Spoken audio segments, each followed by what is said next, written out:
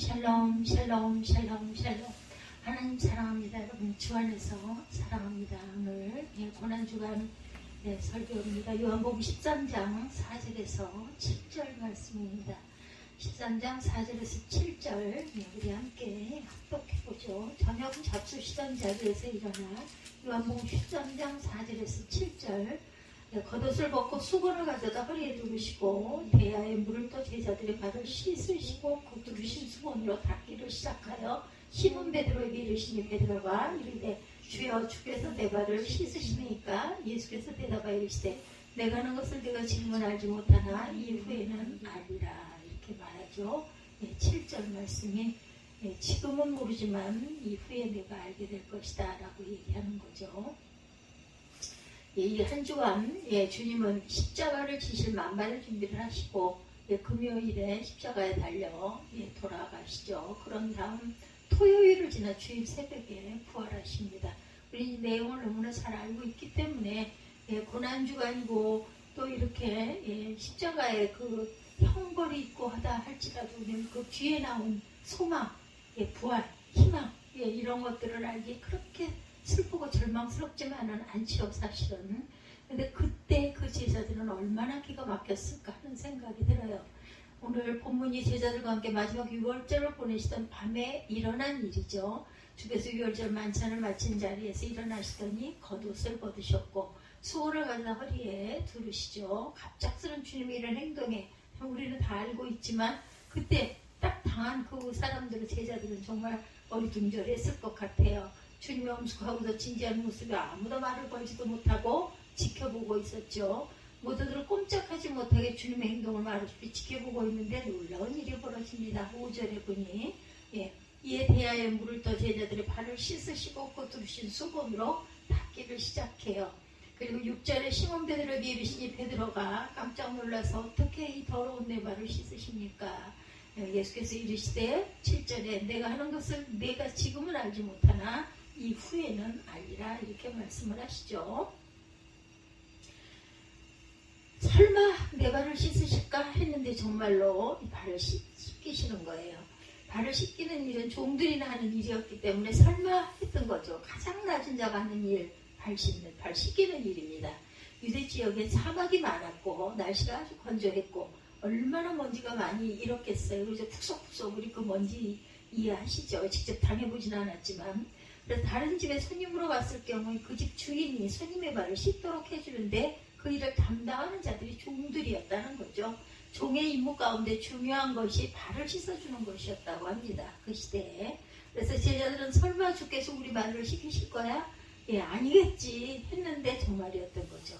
설마가 현실로 나타납니다. 주님은 제자들의 먼지 묻은 발을 씻기기 시작을 합니다. 제자들의 냄새나는 발을 차례로 씻기기 시작해요. 우리 몸의 신체 가운데 가장 대접을 받지 못하는 부분이 있다면 그것은 발이 아닐까. 요즘에는 뭐 발들 얼마나 예쁘게 가꾸고 다니세요. 그죠? 여성들 특히 미혼 여성들 보면 아주 발이 정말 예쁘죠. 사람들은 발을 일반적으로는 홀대하죠. 가령 모자나 장갑이나 스카프 같은 것을 그런 것들은 잘 간수하는데 방 안에 잘 모셔두기도 하죠. 근데 하루 종일 신고 다녔던 신발이나 양말은 그렇지가 않아요. 양말을 이불 안까지 가지고 들어오는 사람이나 신발을 머리맡에 두고 자는 사람은 없습니다. 예전에 제가 꼬마 때 신을 방에 들여놓는 경우들이 가끔 있기는 했었어요. 근데 양말을 더러운 양말을 신고 자거나 뭐 이불 안에 요 안에다가 넣어놓고 자는 사람은 없죠. 발은 씻을 때도 맨 나중에 씻습니다. 그리고 발 씻은 물로 세수하는 사람은 없어요. 그죠? 더럽다는 거죠. 예전에 발은 그래서 홀대를 받았다라는 겁니다. 주님이 십자가를 지시기 전에 제자들의 발을 씻겨주셨어요. 제자들에게 뭔가 당부할 메시지가 있으셨겠죠. 사랑하는 제자에게 주님은 아주 중요한 교훈을 남기고 싶으셨습니다. 그래서 제자들 한 사람 한 사람 모두 이 발을 씻겨주셨어요. 이 주님의 행동은 제자들에게 아주 큰 당혹감과 잊지 못할 교훈을 가져다 줍니다. 따라서 주님은 제자들의 발을 씻겨주심으로 스스로 좀이 되어서 이 세상에 오신 그리스도의 모습을 나타내 보여주신 것이다. 제자들은 평생 자신들의 발을 씻겨주신 예수님의 모습을 아마 잊을 수가 없었을 거예요. 이제 제자들과 이별해야 할 예수님은 제자들이 평생 간직해야 할 모습을 보여주고 싶었는데 어떤 모습이나 종으로 다른 사람을 섬기는 것을 택하신 것이죠. 이런 주님의 모습은 우리의 기대와는 다른 것일 수도 있어요. 우리는 주께서 죄인들을 섬기시는 종이 아니라 죄인들을 벌벌 떨게 하고 혹독하게 벌을 주고 사람들을 앞에 군림하는 그런 권세를 지닌 분으로 생각하고 싶어 합니다. 근데 예수님이 이런 우리의 기대와는 달리 자신을 하나님과 사람을 섬기는 종이다 이렇게 말씀하시죠. 인자가 온 것은 섬김을 받으려 함이 아니라 도리어 섬기려 하고 자기 목숨을 많은 사람의 대속물로 주려 함이니라. 이것이 예수님의 진짜 모습이었어요. 유대인들은 예수님의 이런 모습이 잘 이해가 되지 않았습니다. 그래서 그는 아직도 세상에 종으로 오셔서 살다가 십자가 달려 죽으신 예수님을 메시아로 받아들이지를 않습니다. 그 이유가 그것은 예수님이 이 땅에 오셔서 하신 모든 일들과 말씀들을 종합히 패볼 때 자기들이 원하는 메시아가 아니다. 유대인들이 이렇게 생각을 하는 거죠. 그럼 그들이 원래 메시아는 어때야 했나? 그들이 생각하는 메시아.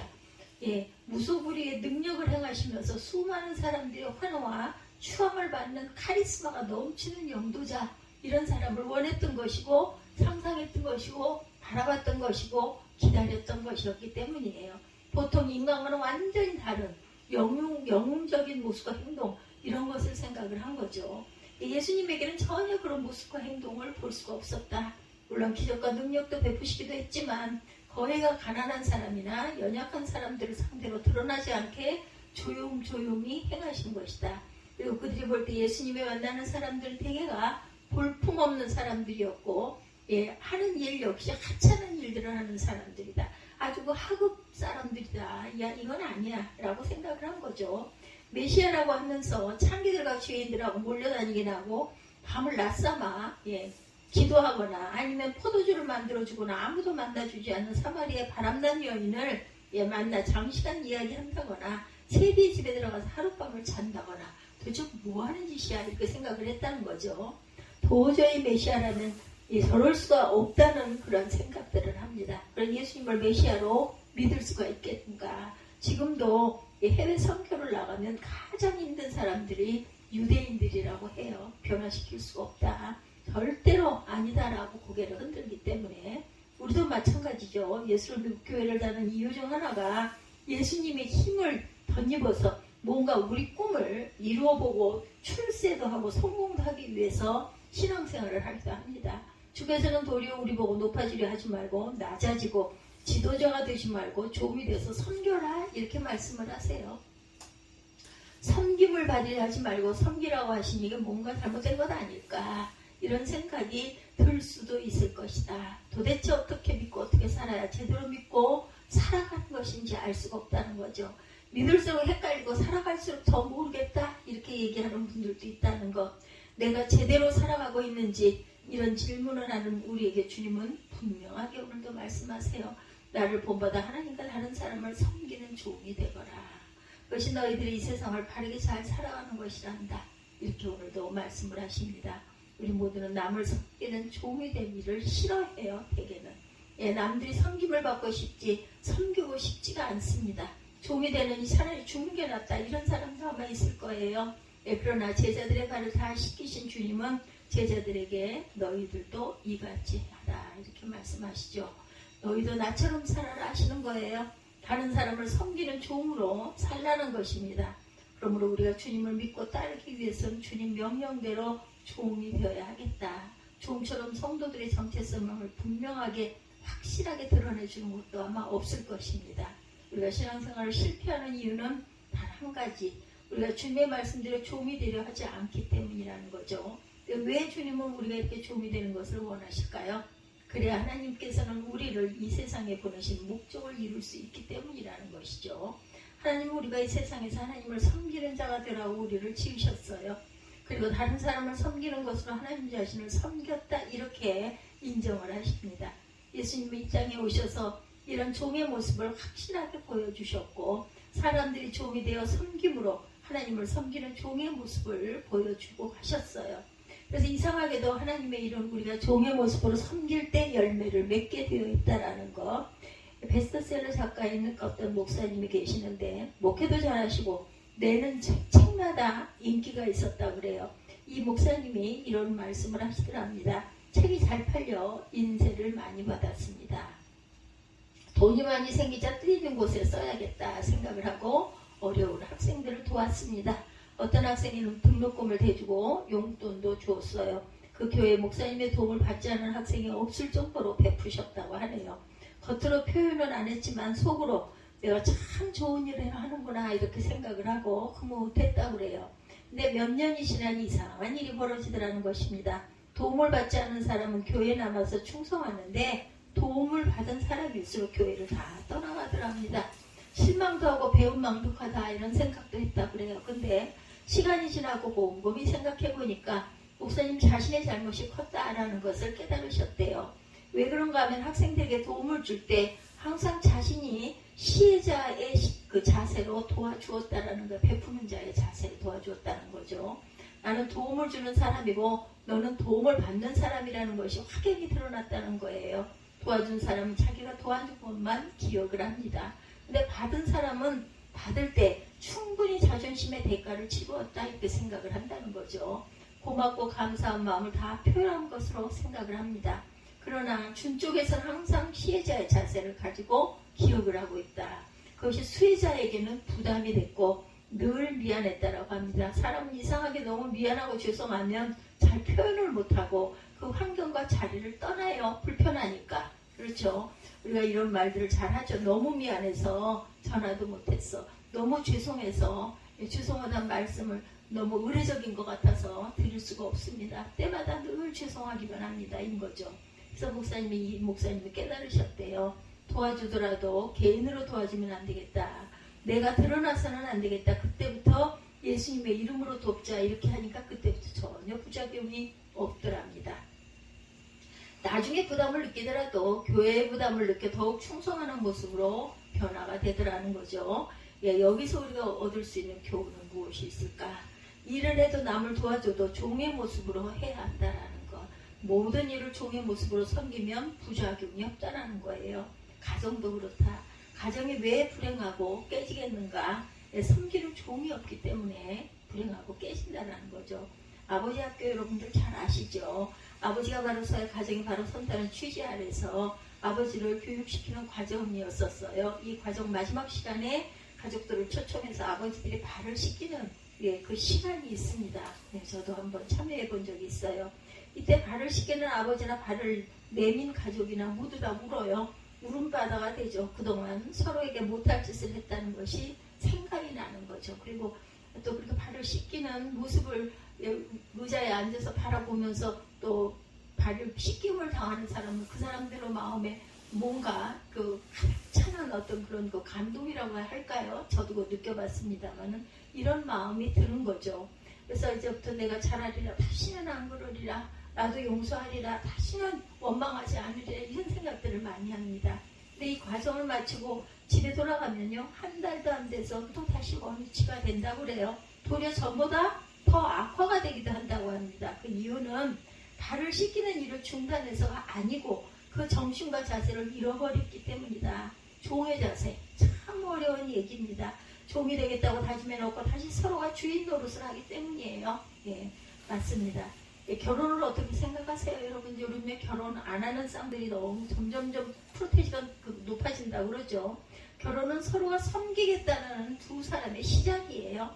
그래서 가정은 모두가 서로의 종이 되어야 한다. 서로 섬겨줘야 합니다. 주인은 없어요. 주인은 아빠도 아니고 엄마도 아니고 아이들도 아니다. 우리가 아니에요. 가정을 만들어주신 하나님이 주인이 되셔야 합니다. 그런데 내가 주인이 되고자 하니까 가정의 평화가 깨지는 것이다.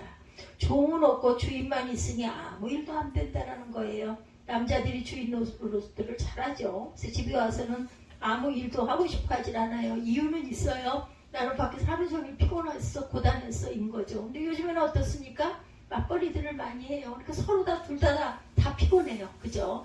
아내를 종처럼 하녀처럼 부리려고 했던 그 시대가 있었어요. 손끝 하나 안 움직여 대개가 엄마들이 가정에서 살림만 하는 그 시대 한 3, 40년 그 이전으로 올라가서 직장 생활을 둘이 다 요즘에 거의 맞벌이가 그냥 기본인데 그 시대는 그러지 않았기 때문에 집안일은 여자가 해야 한다는 그랬던 생각들을 고정관념들을 가지고 있던 그 시대가 있었죠. 지금은 그렇지 않지만 집안일을 작은 일로 하찮은 일로 여겼고 유교적인 영향을 우리 그 나라는 많이 받았어요. 이런 영향을 받은 남자들은 집안일을 오히려 부끄러워한다. 쓰레기 같은 거 버리는 거, 음식물 쓰레기 버리는 거 아주 싫어하죠. 예, 이런 책이 있습니다. 유교가 망해야 이 나라가 산다. 오죽하면 이런 책도 있습니다. 삼강오륜이 나름대로 의미가 있지만 거기엔 섬김을 받는 주인과 섬기는 종이 뚜렷이 구별이 되어 있어요. 오륜까지는 안 가도 삼강만 봐도 그렇습니다. 예, 부의자강이라 해서 아들은 아버지를 섬기는 것이 근본이고 예, 군의신강, 신하는 임금을 섬기는 것이 본분이고 부의부강 안에는 남편을 섬기는 것이 근본이다. 이렇게 나타나 있어요. 삼강이. 그러니 이런 사상에 젖어서 남자들이 집안일을 예, 거두는 것을 수치로 아는 것이었던 거죠. 그래서 예, 유교가 망해야 가정이 산다. 이런 책이 탄생이 되기도 했다는 거죠. 어떻게 우리가 살아가야 할 것인가. 그래서 아버지가 자녀를 섬기고 임금 고유 관료들이 백성을 섬기고 남편과 아내가 서로를 종이라고 자처하며 가족들을 섬겨야겠다. 그러면 행복은 자연히 따라가는 것이 아닌가. 왜요? 내가 서로 섬기려고 하다 보니까 싸울 일은 없겠죠. 그죠? 예수님도 약속하셨어요. 17절에 너희 것을 알고 행하면 복이 있으리라. 종으로 섬기는 훈련은 가정에서부터 시작해야 행복이 보장이 된다는 거예요. 너희가 이것을 알고 행하면 복이 있으리라. 17절에 그렇게 말하죠. 16절에 내가 진실로 진실로 너희에게 이르노니 종이 주인보다 크지 못하고 보냄을 받은 자가 보낸 자보다 크지 못하나니 이것을 알고 행하면 복이 있으리라. 18절에 내가 너희 모두를 가리켜 말하는 것이 아니니라. 나는 내가 택한 자들이 누구인지 알미라. 그러나 내 떡을 먹는 자가 내게 발꿈치를 들었다 한 성경을 응하게 하려는 것이니라. 지금부터 일어나기 전에 미리 너희에게 일러두면 일이 일어날 때 내가 그인 줄 너희가 믿게 하려 함이로다. 진실로 진실로 내게 이르노니 내가 보낸 자를 영접하는 자는 나를 영접하는 것이요 나를 영접하는 자는 나를 보내시는 이를 영접하는 것이니라. 이렇게 요한복음 13장 마지막 20절에도 말씀하고 있습니다. 우리가 어떻게 살아야 할 것인가. 아버지가 자녀를 섬기고 임금 고위 관료들이 백성을 섬기고 남편과 아내가 서로 종이라고 자처하며 가족을 섬기자라는 거죠. 그러면 행복은 자연히 따라오는 것이 아니겠는가. 예수님께서도 그래서 종으로 섬기는 훈련 어디서부터? 가정에서부터 시작이 돼야 행복해진다. 교회도 마찬가지. 이 세상에는 두 종류의 교회가 존재합니다. 섬김을 받으려는 교회와 섬기려 하는 교회. 예, 우리 교회는 어떤 교회일까요? 예, 섬기는 교회가 되어야 한다는 거죠. 그러기 위해서 나부터 다른 사람을 섬기는 종의 자세가 돼야 된다. 하나님 우리가 섬겨야 할 대상의 우선순위를 정해주셨어요. 갈라디아서 6장 10절에 그러므로 우리는 기회 있는 대로 모든 이에게 착한 일을 하되 더욱 믿음의 가정들에게 할지니라. 이렇게 말씀하고 계십니다. 우리 교회 식구들 우선적으로 교회 식구들을 섬기라는 거죠. 그들이 무엇이 필요한지 항상 주의 깊게 살피는 것을 원하고 있어요. 교회가 그렇게 해야 된다. 남을 섬기지 않고 평생 교회를 다닐 수도 있죠. 그렇죠. 요즘에는 그거 너무 불편해서 큰 교회, 중대형 교회를 가야 내가 안 불편해지니까 늦은 시간에 갔다가 살짝 일어나서 끝나자마자 돌아오는 그런 그 신앙생활을 하려고 하는 사람들이 많죠. 섬기기는커녕 섬김을 받으면서 다닐 수 있습니다. 그러나 성경은 이런 사람을 뭐라고 그래요? 어린아이라고 말하고 있어요. 어린아이는 항상 자기중심적이죠. 받으려고만 합니다. 주일학교 먹을 것을 줘야 되고 예, 커다란 일, 예, 선생님들을 요만큼도 생각들을 안 한다고 그래요. 아이들이. 과자 가져와 주는 애들을 받는 거 없어요. 선물 꿈도 꾸지 말아라. 애들이 속성이 그렇다는 거죠. 주일학교 교사들이 제일로 힘이 들어요. 무조건 섬겨야 하기 때문에. 가정으로 돌아가 보면 가정이 이래서는 안 되겠다 생각하는 분들 계십니까? 바뀌지 않으면 안 된다. 절박한 분들, 이 변화는 다른 것으로는 안 된다. 가정의 변화는 내가 먼저 가족들의 종이 되어서 섬길 때부터 시작이 된다라는 것. 기쁘게 해주고 행복하게 해주고 기꺼이 도와주고 작은 도움으로도 얼마든지 가족을 감동시킬 수가 있다는 거죠. 가족이란 작은 것으로도 감동을 주고받는 관계가 돼야 된다. 결혼과 동거의 차이가 작은 것으로 감동하느냐 큰 것으로 감동하느냐의 차이라고 합니다. 종의 마음으로 섬길 때 변화가 일어나고 역사가 일어난다. 교회의 변화와 부흥을 원한다면 우리 스스로 신실한 하나님의 종이 되어야 된다. 교회 성도들 중에 10%만 그리스도의 종으로 선한 일을 감당한다면 교회는 부흥이 된다라는 거죠. 크로스웨이라는 한국교회의 그 가장 전통 있는 성경교육 프로그램이 있다고 해요. 이 크로스웨이의 심볼마크가 바로 예수님이 제자들의 발을 씻기기 위해 무릎을 꿇는 모습이라고 합니다. 예수님에 대해 가장 바르고 정확하게 설명해주는 그림인데 우리가 예수님처럼 되기 위해서는 종이 되어야 할 것이다. 예수님은 자신을 스스로 그렇게 부르셨고 그렇게 사셨죠. 그래서 제자들의 발을 씻어주신 것이다. 그리고 우리도 그렇게 살기를 원하세요. 예, 우리가 오늘이라도 결심을 하시고 오늘부터 하나님과 사람들을 섬기고 가겠노라. 지금까지는 내 인생의 주인으로 행세하며 내 맘대로 살아왔지만 다른 사람을 도와주고 섬기는 것을 기본으로 알고 살아가자. 마지막 날 하나님은 우리가 다른 사람으로부터 얼마나 많은 섬김을 받았는가에 대해서 묻지 않으시고 얼마나 많은 사람을 섬겼는가에 대해서 알고 싶어 하신다라는 거죠. 성경의 인물 가운데 야고보서를 기록한 야고보를 생각할 때 마음이 저리죠. 이 야고보는 제자 야고보가 아니라 예수님의 동생 야고보이죠. 그는 예수님의 동생으로 이미 가장 많은 혜택을 누리고 과시하며 살아갈 수도 있었을 것인데 예수님이 베푸시는 기적의 현장에서 저분이 우리 형님이야 이렇게 뻐기며 살 수도 있었을 것인데 그는 자신은 항상 이렇게 말하죠. 하나님과 주 예수 그리스도의 종 나 야고보는 야고보서 1장 1절에 이렇게 소개하죠. 평생을 예수님의 종으로 예수님과 교회를 섬기고 살다가 순교를 당하십니다. 하나님은 세상에서 모든 기득권을 다 버리고 도리어 종으로 세상을 산 그를 천국으로 영접해 주신 것. 우리가 잘 아는 찬양 김석균 씨의 찬양 가운데 천국에서 해같이 빛나리라는 곡 여러분들 다 아시죠? 당신의 그 섬김이 천국에서 해같이 빛나리. 당신의 그 겸손이 천국에서 해같이 빛나리. 당신의 그 믿음이 천국에서 해같이 빛나리. 당신의 그 충성이 천국에서 해같이 빛나리. 주님이 기억하시면 족하리. 예수님 사랑으로 가득한 모습, 천사도 흠모하는 아름다운 그 모습, 천국에서 해같이 빛나리. 세상에서 우리가 조금 못 살아도 괜찮다라는 거죠. 이렇게 해같이 빛나는 모습, 마지막 우리가 변형됐을 때 그렇게 해같이 빛나는 천국에서의 그 모습이 되시기를 바랍니다. 남을 섬기느라 피곤하게 살아도 괜찮아요. 얼마 안 가. 우리 모두는 천국에서 만나야 하기 때문에 그곳에도 잘 살면 되죠. 천국에 소방하면 됩니다. 예수님이 약속하시죠. 착하고 충성된 종아 내가 작은 일에 충성했음에 많은 것으로 내게 맡기리니 내 주인의 즐거움에 참여할지어다. 마태복음 25장 23절이죠. 이 땅에서 종으로 살면 나중에 천국에서 빛나는 주인으로 살게 될 것이다. 고난 주간을 가면서 주님의 종이 되어 다른 사람들을 섬김으로 그리스도의 고난에 동참하는 저와 여러분들이 되시기를 주님의 이름으로 축복합니다.